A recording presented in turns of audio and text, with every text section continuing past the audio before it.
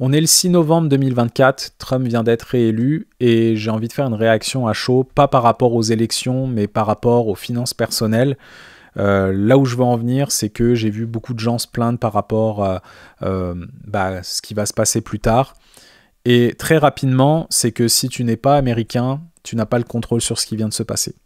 Donc malheureusement, tu n'as pas pu aller voter, tu n'as pas pu aller changer le cours de l'histoire. Toutes les personnes qui ont voté, tant mieux, c'est ce qu'il fallait faire. De toute façon, pour prôner le gouvernement qu'ils voudraient avoir, le président ou la présidente qu'ils voulaient avoir.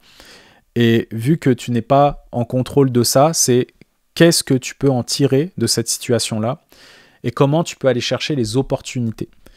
Et là, les opportunités, aujourd'hui, c'était fou.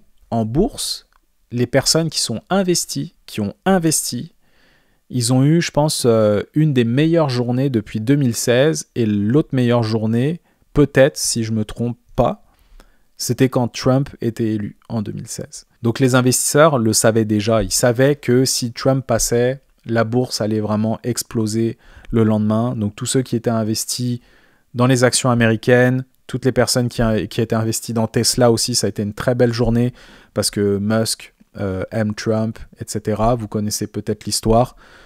Donc ça a été un lien qui a été très fort par rapport à ça. Aussi le Bitcoin, les personnes qui étaient dans le Bitcoin, qui sont investies dedans, ils ont gagné beaucoup d'argent. Moi, mon portefeuille a fait quasiment 5% aujourd'hui, ce qui est vraiment énorme. Le S&P 500, un peu plus de 3%. Bref, si tu étais investi aujourd'hui, tu as pris une très très belle opportunité. Si tu n'étais pas investi, sache que tu as raté une opportunité, mais il y en aura sûrement d'autres sur le long terme. Il y a une stat qui dit, si tu rates les 5 meilleures journées, ton rendement ne serait pas aussi important que si tu étais déjà investi. Et si par exemple les démocrates, si Kamala a été élue présidente des États-Unis d'Amérique, sûrement, ou peut-être, on ne sait pas, la bourse aurait peut-être chuté, mais c'était encore une belle opportunité pour rentrer, pour acheter des actions et essayer de profiter de cette baisse de marché potentielle pour acheter des actions à rabais ou pour commencer à investir, etc. Mais là, on est dans un flou encore au niveau de l'économie. On ne sait pas comment ça va aller au niveau des prochaines semaines et des prochains mois. Mais moi, j'essaye de ne pas timer le marché. Peu importe ce qui se passe, j'essaye d'investir tout le temps. Et c'est ça les opportunités où je veux en venir, c'est que peu importe, tu n'as pas le contrôle sur ce qui se passe. C'est au lieu d'être une victime sur les médias sociaux à dire mais machin, Trump est élu, c'est pas bien, etc. Passe ton chemin, fais autre chose et comment tu peux aller te développer toi et bâtir ton patrimoine. Parce que si t'es pas content d'un gouvernement, et que moi c'est pareil, tu sais, je me mets à la place d'un Américain, par exemple, moi j'aurais pas voté Trump, peu importe le gouvernement qui serait élu, je vais faire en sorte de pas dépendre d'un gouvernement plus tard.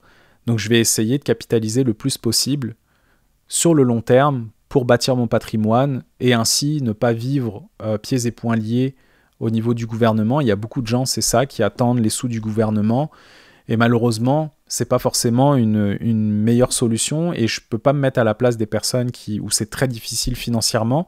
Mais si tu as une once d'opportunité de pouvoir capitaliser ton argent, peu importe avec ton 10% que tu peux mettre de côté, ton 20%, etc. Si tu prends les bonnes décisions et que tu nais sous une bonne étoile, mais majoritairement c'est le cas, on ne parle pas de riche, mais quelqu'un qui vit de manière stable et qui a un revenu convenable et qui peut se mettre un peu d'argent de côté. Bref, j'ai plein de vidéos à ce sujet-là au niveau des finances personnelles. Tu pourras aller jeter un œil sur ma chaîne. Mais si tu mets ton argent au travail, l'argent va travailler pour toi sur le long terme et tu n'auras pas besoin de beaucoup d'argent du gouvernement quand tu seras à la retraite, ou peut-être pas du tout, ça va peut-être être un surplus. Parce que tu as pris les bonnes décisions il y a très très longtemps, ce qui va faire que plus tard, ça va vraiment jouer en ta faveur et c'est ça qu'on veut dans les investissements et dans les finances personnelles.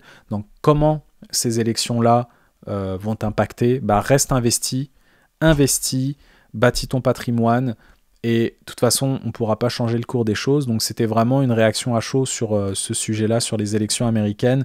N'hésite pas à me dire en commentaire ce que tu vas faire, toi, les prochaines étapes au niveau de tes finances par rapport aux élections. Est-ce que ça influe ou pas? C'est sûr que ça va peut-être influer à l'épicerie. Par exemple, moi je vais au Canada, forcément on est à côté des États-Unis, donc il y aura un fort impact par rapport à la France.